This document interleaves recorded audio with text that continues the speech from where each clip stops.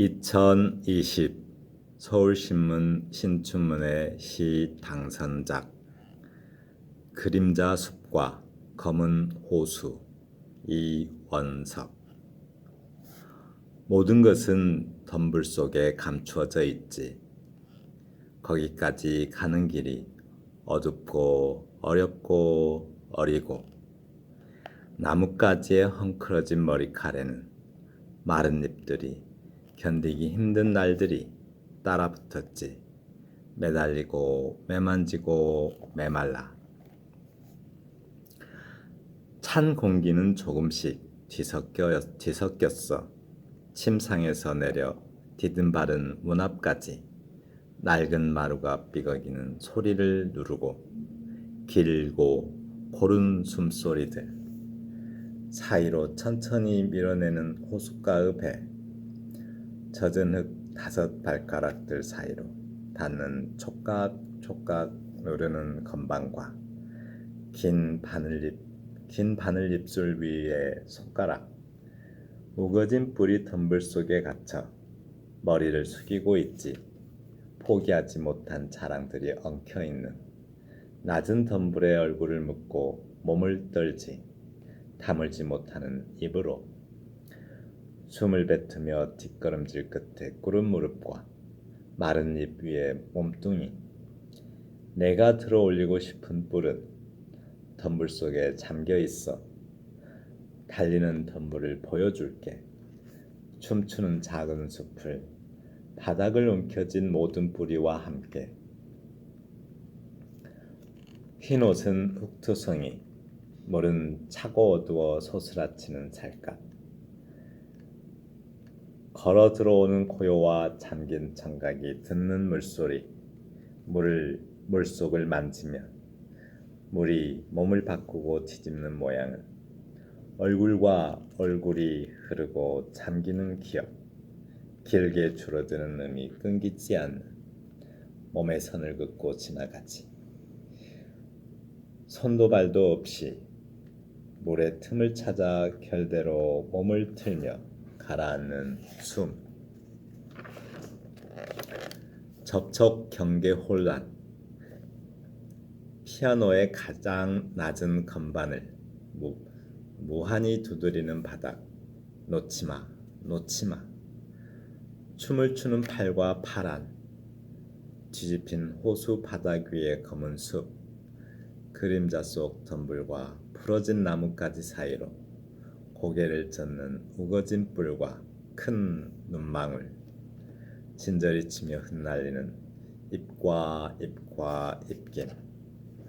호수 위엔 찬물결조차 잃지 않는 검은 물. 그리고 어두운 그림자 숲엔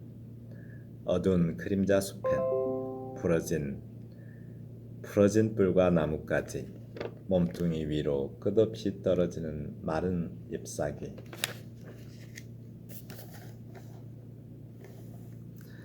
그림자 숲과 검은 호수, 이원석 시인의 시입니다. 신춘문예에서는 프로이트나 칼 융 또는 아들러, 라캉, 레비스트로스, 현대 철학에서는 후설, 하이데거, 사르트르, 이런 철학들이 많이, 철학이나 심리학, 정신분석학, 이런 내용들이 많이 반영되는 시들이 많이 당선되는 것 같아요. 그런 시들이 좀 많습니다. 이 시를 보면 칼 융이 말한 삶이란 의식의 자아가 무의식 속에 자기를 찾아 떠나는 긴 여정이다라고 말하는 것 같은, 딱 그런 내용이 반영된 것 같은 그런 시입니다. 우선 그림자 숲과 검은 호수에서 보시면, 그림자 숲은, 그러니까 그림자는 2가지가 있죠. 하나는 빛에 가려져서 바닥에 생기는 어둠을 그림자라고 하고요. 또 그림자는 거울이나 호수에 반사되는 그 그림의 존재를 그림자라고 합니다. 그러니까 그림자는 그림의 존재잖아요. 그래서 그림자라 하고 그림자는 또 본질이 아니죠. 어떤 그 다른 본질이 있죠. 마치 그 누구죠? 그 아리스토텔레스의 스승 그러니까 플라톤이 말하는 이데아와 현실의 세계 딱 그것을 말하는 것 같은 분위기도 있습니다. 검은 호수 호수면 호수지 또 검다라고 말해요. 그래서 검은 호수는 아무래도 잘 안 보이죠. 우리가 호수가 까마면 호수 안에 무엇이 들어있는지 도저히 알 수가 없잖아요. 그래서 검은 호수는 아무래도 어떤 꿈의 세계, 프로이트식으로 말하면 어떤 꿈의 세계인 것 같기도 하고요. 칼 융식으로 말하면 어떤 무의식의 세계 같기도 합니다. 물론 정말 시인이 그런 생각으로 썼는지는 알 수 없어요. 제가 그렇게 읽은 겁니다. 모든 것은 덤불 속에 감춰져 있지 거기까지 가는 길이 어둡고 어렵고 어리고라고 합니다.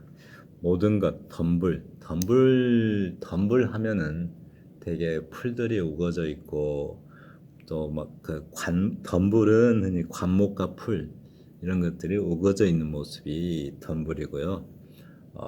풀만 우거져 있으면 거기를 흔히 어, 수풀이라고 하죠. 풀숲, 수풀이라고 하는데 덤불 속에 여러 가지 뭐 가지 나뭇가지도 있고 뭐도 여러 가지 있겠죠. 덤불에는 어쩐지 혼돈 느낌이 좀 많이 들어요. 그래서 그 덤불이라는 게 무의식이나 어떤 꿈의 혼돈, 그 혼돈을 말하는 것 같아요. 모든 것이 그 속에 감춰졌다 이렇게 말하는 것은 시 전체적인 분위기로 봐서 그 모든 것이라는 것, 그러니까 우리가 의식하지 못하는 것, 그러니까 무의식 속을 말하는 거죠. 무의식에는 여러 가지 어떤 그 억압된 의식이 들어있죠. 억압된 것. 그러니까 뭐 본능이라든가 무슨 뭐 또 원형이라든가 또 무슨 뭐 우리가 무슨 컴플렉스 하듯이 그런 컴플렉스들이 그 무의식 속에 들어 있어요. 마치 이 시는 그 어떤 의식과 무의식의 경계를 넘나들면서 어떤 자아가 자기를 찾는 듯한 그런 느낌이 들어요.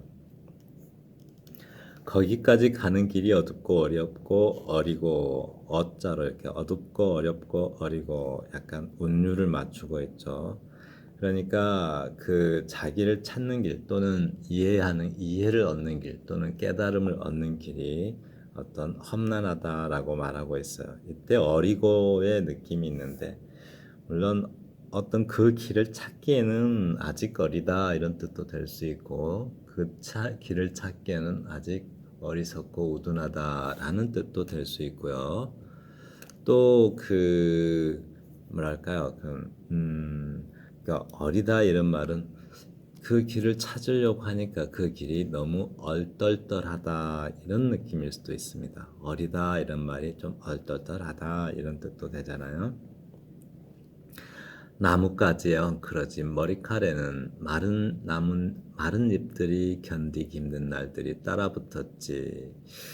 이거는 약간 덤불도 그렇고 호수도 검은 호수죠. 검은 호수도 그렇고 그 내용들이 굉장히 혼돈스러워요. 그래서 그런지 원래 견디기 힘든 이 말은 날들이 앞으로 그 다음 행으로 가야 되는데 위에다가 어떤 그 행걸치기를 해놨어. 뭐 행간걸치기라고도 하죠. 행을 이렇게 이어놨죠. 걸쳐놨어요. 그래서 좀 의도적으로 읽기가 힘들게 독자가 약간 읽기 힘들게 만들어 놓은 것 같아요. 왜냐하면 약간 그 혼돈 상태에 있으니까 그 혼돈 상태를 부각시키려는 의도적인 표현 같습니다.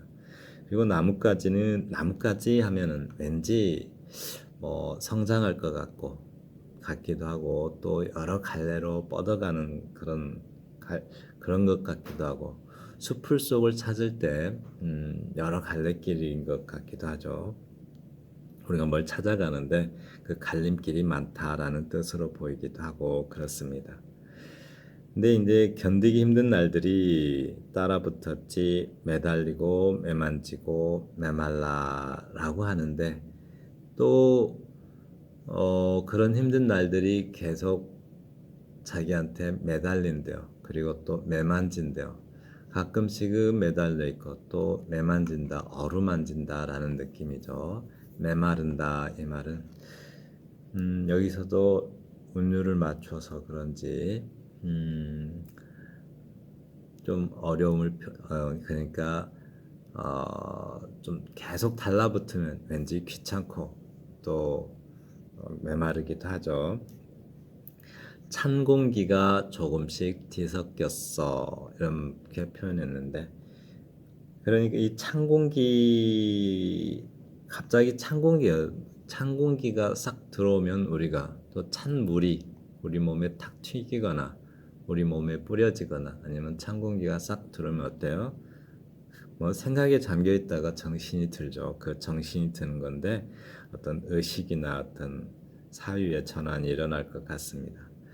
침상에서 내려 디든 바른 문 앞까지 낡은 마루가 삐걱이는 소리를 누르고 여기도 또 낡은 마루가 삐걱이는 이 소리하고 연결되죠. 여기도 또 행간 걸치기를 해놨는데 이러면 읽는 사람이 굉장히 혼란스럽죠. 굉장히 의도적인 표현입니다.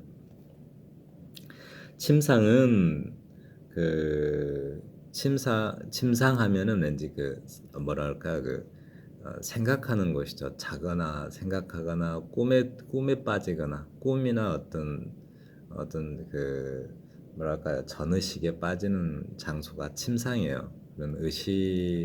그런 생각하는 장소가 침상인데 거기서 내려온대요. 생각을 멈추는 거죠. 꿈을 멈추거나 디든 바른 문 앞까지 낡은 마루가 삐걱이는 요새 마루 보기 힘들죠. 마루도 낡은 건데 거기다 낡은이란 말을 써놨어요. 그래서 낡은 마루가 삐걱인다라고 해요.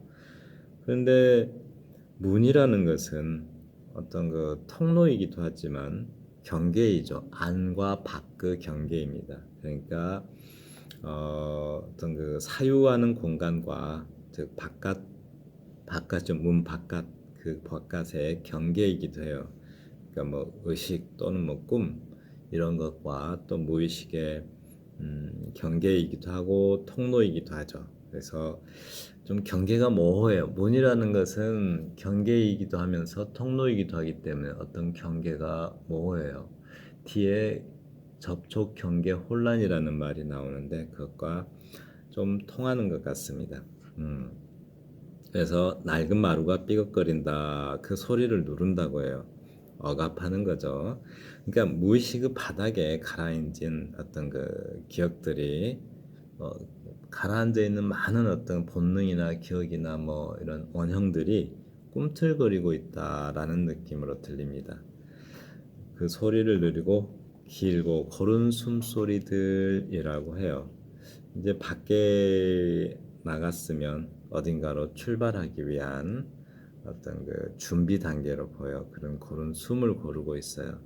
잠시만요. 네. 그 숨소리들 사이로 천천히 밀어내는 호숫가의 배라고 합니다.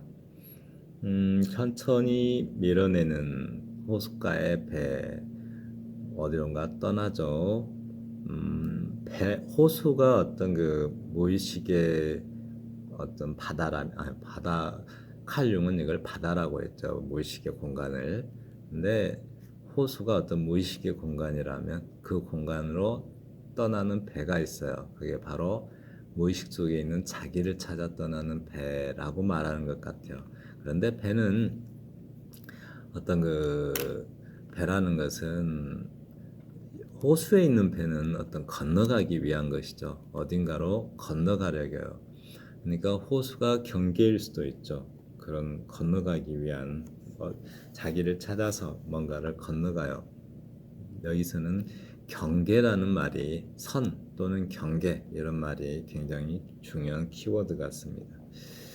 그래서 젖은 흙 다섯 발가락들 사이로 닿는 촉각촉각 누르는 건반과 긴 바늘 입술 위에 손가락이라고 말했습니다. 젖은 흙 다섯 발가락들 사이로, 그러니까 좀 흙 위로 이렇게 진흙이나 찰흙 이런 데 위로 걸어가면 그 발에 닿는 느낌이 있죠. 그 사이로 그 진흙, 젖은 흙도 진흙 같은 건데 약간 무의식의 바닥을 말하는 것 같아요. 그 바닥에 자기가 걸어가고 있어요. 촉각촉각 느끼면서 건반과 긴 바늘 입술 위에 손가락이라고 말합니다. 근데 건반은 어떤 그 밑바닥, 자기가 발가락에 반응해서 소리를 내고 있죠. 그 소리를 내는 건반과 긴 바늘 입술 위에 손가락이라고 말하는데요.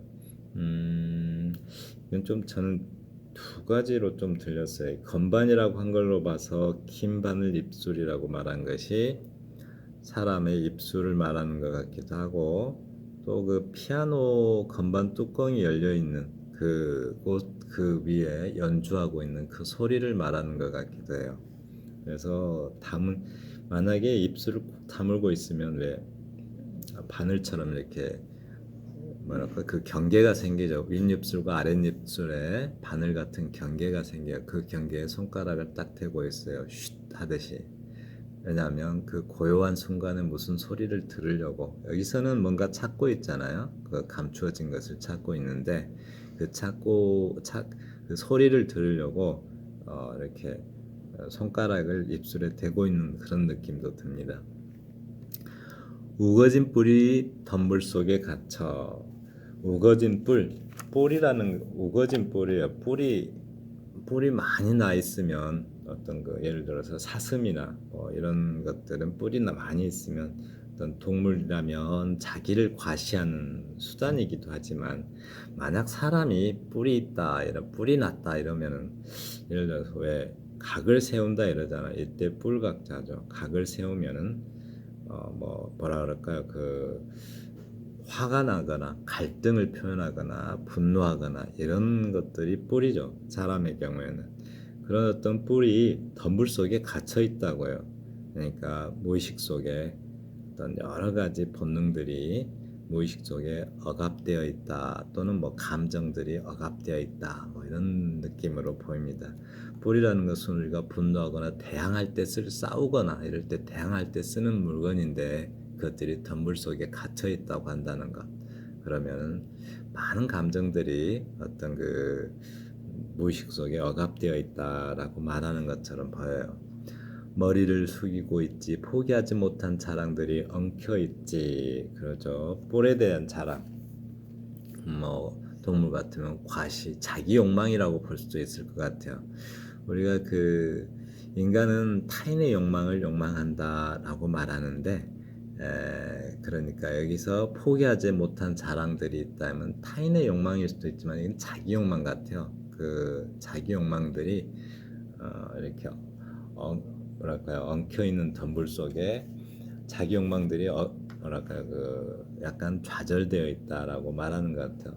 낮은 덤불에 얼굴을 묻고 몸을 떨지, 다물지 못하는 입으로. 낮은 덤불이요, 높은 덤불도 아니고 거기에 얼굴을 묻고 떨고 있다라고 말한 것은 공포를 느끼고 있죠. 그러니까 이건 어떤 그 꽁이나 닭 같은 짐승들이 두려우면 머리를 덤불 속에 콱 묻고 몸을 떨고 있잖아요. 잡힐까 봐서. 그런 모습을 비유적으로 표현한 것 같아요. 숨을 뱉으며 뒷걸음질 끝에 무릎과 마른 잎 위에 몸뚱이, 어떤 절망도 경험하고요. 내가 들어올리고 싶은 뿔은 덤불 속에 잠겨 있어.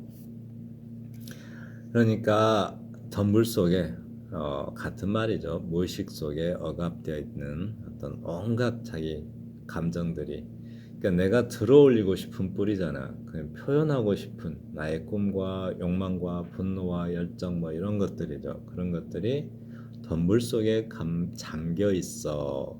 이 잠겨라는 말이 그러니까 갇혀 있단 말도 되고, 푹 어떤 담겨 있단 말도 되겠죠. 그런데 이게 뭐랄까 이 행은 뭔가 그 사회 그러니까 덤불을 하나의 혼돈 사회라고 본다면 그 사회의 관습 속에 자기가 그 뭐랄까요 순치되어 있는 모습, 길들여져 있는 모습을 표현한 것 같기도 합니다. 그리고 숨을 뱉으며 뒷걸음질 끝에 꿇은 무릎과 거기 넘어갔네요. 그 다음에 달리는 숲을 보여줄게. 잠시만요. 네. 달리는 숲을 보여줄게. 춤추는 작은 숲 바닥을 움켜쥔 모든 뿌리와 함께 보여줄게.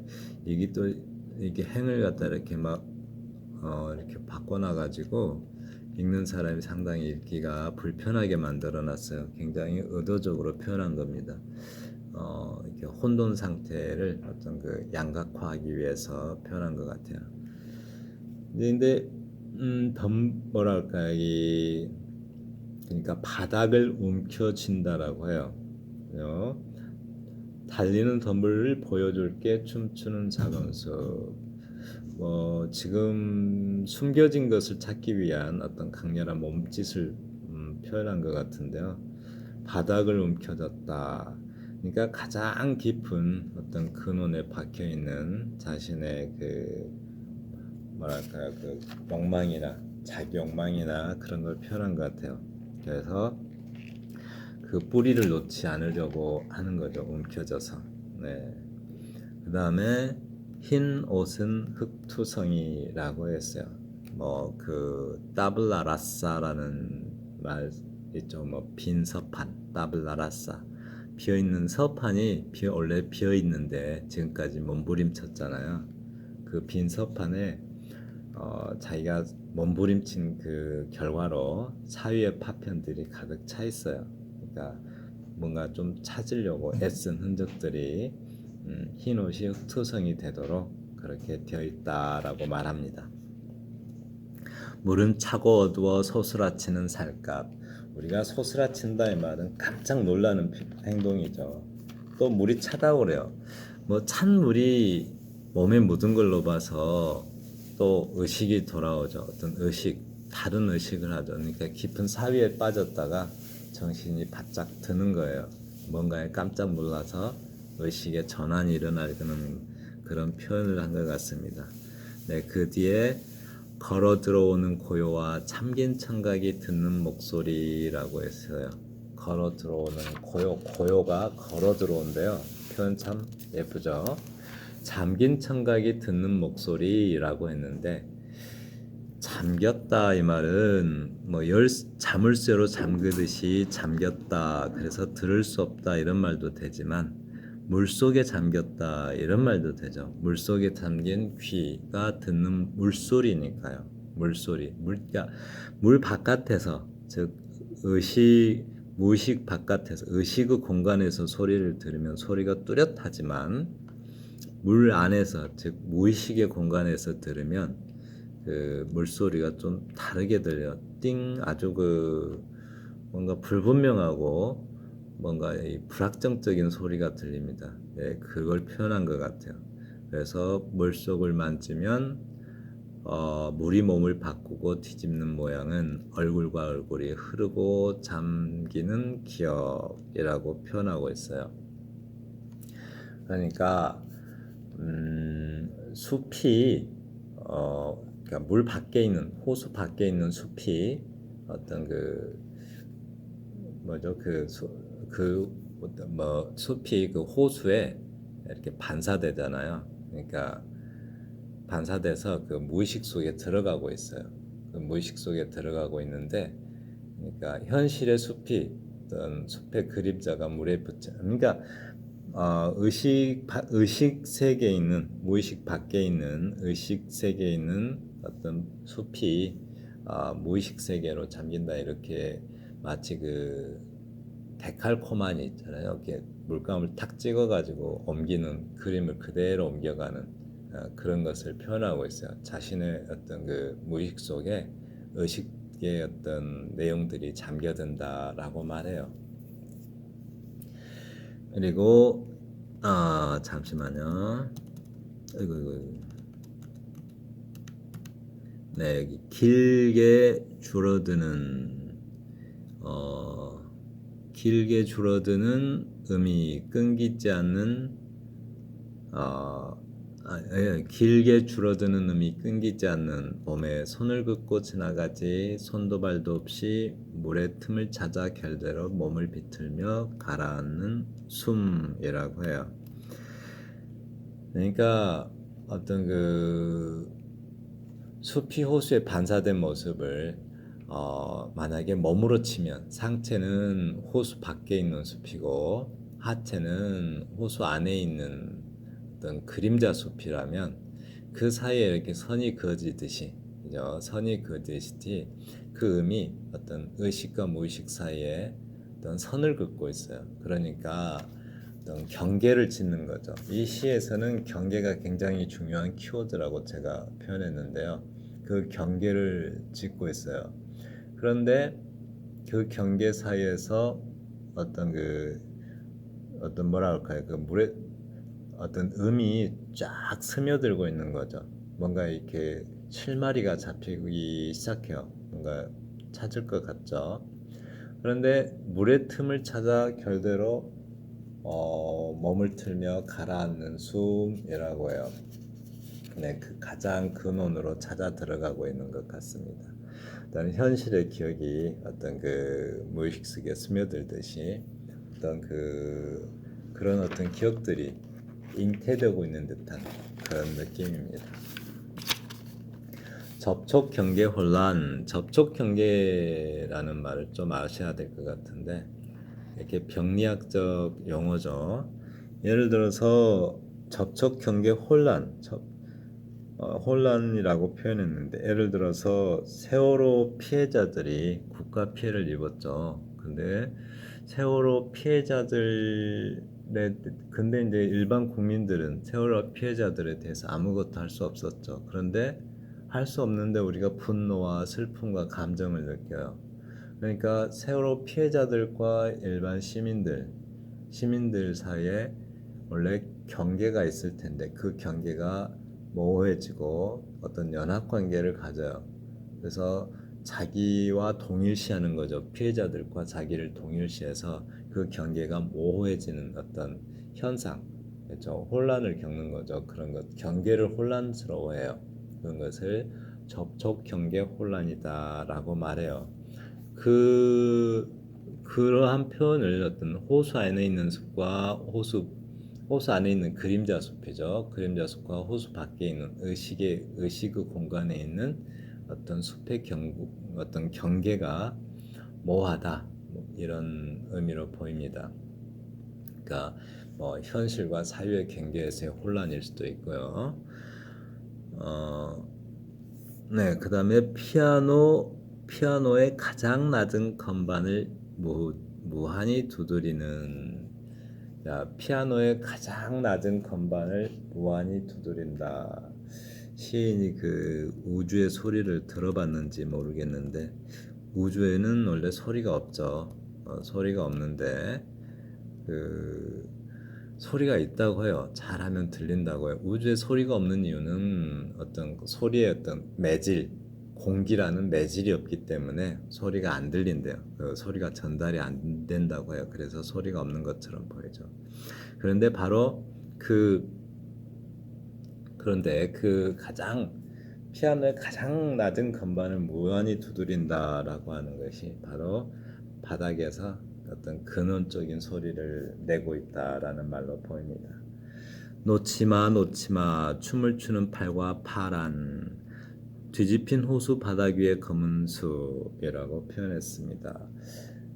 숲이 호수에 거꾸로 매달려 있는데 놓아버리면 왠지 아주 끝없는 나락으로 떨어질 것 같은 느낌. 춤을 추는 팔과 파란 뒤집힌 호수 바닥 위의 검은 숲이라고 표현했습니다.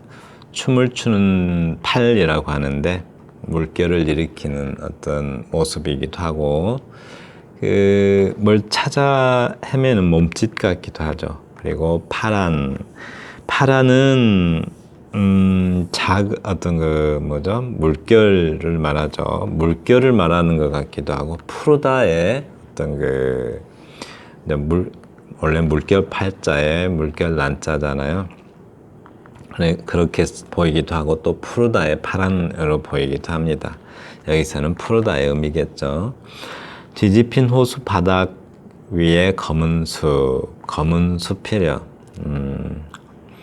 그림자 속 덤불과 부러진 나뭇가지 사이로. 그림자 속 덤불은, 그러니까 무의식이 엉클어져서 기억들이 존재하는 어떤 혼돈 상태를 그렇게 그림자 속 덤불로 표현한 것 같습니다.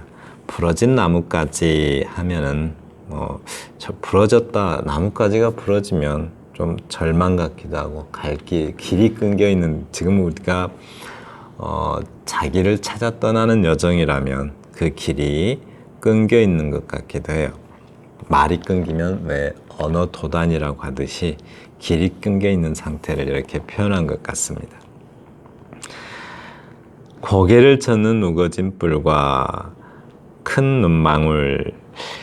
큰 눈망울이 뭐랄까요? 고개를 젓는다, 이 말은 뭔가를 부정하는 태도죠. 이건 아니다라고 이렇게 고개를 져요. 우거진 뿔. 뿔이 우거졌다라는 것은 의식 속에, 무의식 속에 억압되어 있는 그런 여러 가지 감정들, 열정들, 감정들, 이런 분노, 이런 것들, 아니면 아직 자랑하지 못한 것, 자기의 욕망, 이런 뿔들이 이건 아닌데 하면서 하고 있는 모습을 표현한 것 같아요. 큰 눈망울을 왠지 호수를 어떤 짐승에 표현한 것 같기도 한데요. 눈망울이 크면 왠지 겁이 많은 짐승들처럼 보이기도 하죠. 진절머리 치며 흩날리는 입과 입김. 여기도 또 비슷한 소리를, 이렇게 소리가 같죠. 그리고 뜻은 다르고요. 이런 거를 영어로 호모님이라고 하죠. 하모님. 그러니까 호모가 같다는 뜻이고, 님이 그 단어를 말하는데 호모님이라고 해요. 네, 한국어로 아마 동음이의어라고 표현할 겁니다. 호수 위엔 잔물결조차 일지 않는 검은 물, 그리고 어두운 그림자 숲엔 부러진 뿔과 나뭇가지, 그리고 몸뚱이 위로 끝없이 떨어지는 마른 잎사귀. 호수 위에, 그러니까 호수 밖에 나와 있어요. 그러니까 또 의식의 전환이 일어난 것 같아요. 그래서 자기가 객관적으로 어떤 의식 상태가 있는 거죠. 의식 상태. 그걸 보니까는 그 의식 상태에서 호수를 보고 있어요. 그러니까 의식 상태와 무의식 상태의 차이가 뭐냐면, 의식 상태는 감각하고 있는 거죠. 눈앞에 호수가 있네, 찬바람이 부네, 이런 걸 감각하는 상태가 의식 상태죠. 근데 의식 상태에서 잔물결조차 잃지 않는 검은 물을 보고 있어요. 그리고 어두운 그림자 숲엔 부러진 뿔과 나뭇가지 몸뚱이 위로 끝없이 떨어지는 마른 잎사귀. 뿔이 부러졌다고 해요. 네, 또 어떤 그런 욕망들이 억압되어 있는 거죠. 뿔과 나뭇가지도 부러져 있고, 몸뚱이 위로 끝없이 떨어지는 마른 잎사귀. 저 앞에서 매달리고 매만지고, 또 메마르고라고 했는데, 그 매달렸던 잎사귀가 이번에는 끝없이 떨어지고 있다라고 말해요. 근데 여기서는 감추어진 것을 찾는다라고 첫 부분에서 말했잖아요. 근데 아직도 찾고 있어요. 다 찾은 것 같지가 않죠. 여전히 찾고 있는데, 삶이라는 것 자체가 어떤 덤불과 같죠. 호수 속에 있는 덤불. 그냥 호수 밖에 있는 덤불도 혼돈스러운데 호수 안에 또 들어있어요. 아주 깊은 곳에 들어있죠. 어떤 무의식의 가장 깊은 곳에 들어있는 자기를 찾는 것 자체가, 찾는 그 과정이, 삶이라는 것이 바로 그 과정 자체다라고 표현하고 있는 것 같습니다.